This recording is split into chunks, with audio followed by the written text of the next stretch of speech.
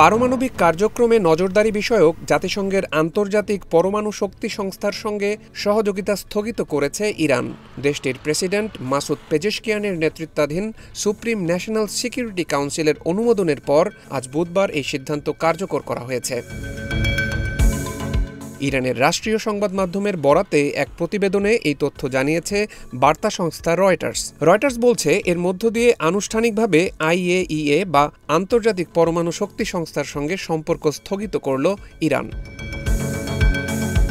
এর আগে গত বুধবার এ বিষয়ে দেশটির পার্লামেন্টে আয়োজিত ভোটে একটি বিল পাশ হয়েছিল। এবার প্রেসিডেন্ট তাতে স্বাক্ষর করলেন। এমন এক সময় ইরান এই সিদ্ধান্ত কার্যকর করল যখন দেশটির পরমাণু কার্যক্রম নিয়ে উদ্বেগ জানিয়েছে খোদ আমেরিকা। গত 13ই জুন ইরানে হামলা চালায় ইসরায়েল। দেশটির পরমাণু কার্যক্রম টার্গেট করে এই হামলার দাবি করে তারা। এরপর ইরান পাল্টা হামলা চালালে তাদের মধ্যে সংঘাত শুরু হয়। ইরানের পরমাণু কার্যক্রমে হামলা চালিয়ে তাতে যুক্ত হয় আমেরিকাও।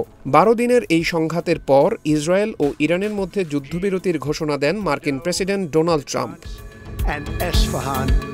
ইরানের পরমাণু কার্যক্রমে ব্যাপক ক্ষয়ক্ষতি হয়েছে বলে জানান তিনি। কিন্তু এই দাবি নাকচ করেছে ইরান। এমনকি আমেরিকার সঙ্গে আলোচনা না করার কথাও জানিয়েছে তারা।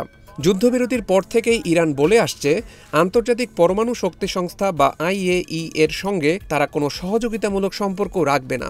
এবার সেটি কার্যকর করল দেশটি। এর ফলে এখন থেকে জাতিসংঘের এই সংস্থা ইরানের পরমাণু কার্যক্রম দেখতে চাইলে বা পরমাণু কেন্দ্রে প্রবেশ করতে চাইলে নিতে হবে দেশটির সরকারের অনুমতি। আর ইরানে এই অনুমতি দেওয়ার দায়িত্বে রয়েছে দেশটির সুপ্রিম ন্যাশনাল সিকিউরিটি কাউন্সিল। ইরানের এই সিদ্ধান্তের প্রতিক্রিয়ায় জাতিসংঘের আন্তর্জাতিক পরমাণু শক্তি সংস্থা এক বিবৃতিতে বলেছে, এই প্রতিবেদনের ব্যাপারে আমরা অবগত। ইরানের পক্ষ থেকে এ ব্যাপারে আরও আনুষ্ঠানিক তথ্যের জন্য অপেক্ষা করছে আইএইএ।